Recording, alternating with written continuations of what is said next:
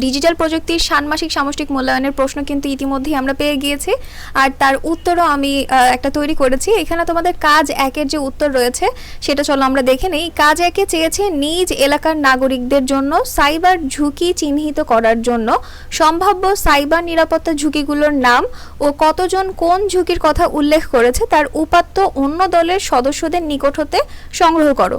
তো এটা তোমরা যেভাবে সংগ্রহ করবে তথ্যটি আমি তা তোমাদেরকে দেখাচ্ছি। এটা তোমরা এভাবে করতে পারো। প্রথমে রয়েছে কাজ 1 আর সাইবার নিরাপত্তা ঝুঁকিগুলোর নাম উপাত্তের সাহায্যে প্রকাশ। এরপরে তোমরা সাইবার নিরাপত্তা ঝুঁকিগুলোর যে নামগুলো পেয়েছো, মানে সাইবার অপরাধের যে নামগুলো পেয়েছো সেটা একটা বক্সে লিখবে এবং তার পাশে কতজন এই ঝুঁকিগুলোর কথা বলেছে তা আরেকটা পাশে লিখবে। এখন আমরা দেখি এখানে আমরা কি কি সাইবার ঝুঁকির নাম লিখেছি।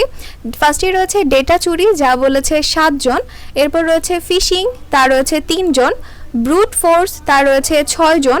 ডিডস অ্যাটাক বলেছে 3 জন এবং হ্যাকিং বলেছে 15 জন। তো তোমাদের এইটা হচ্ছে কাজ 1-এর উত্তর। এরপরে তোমাদের কাজ 2-এর উত্তর আমি খুব শীঘ্রই দেওয়ার চেষ্টা করব, তোমরা আমার সঙ্গেই থাকবে।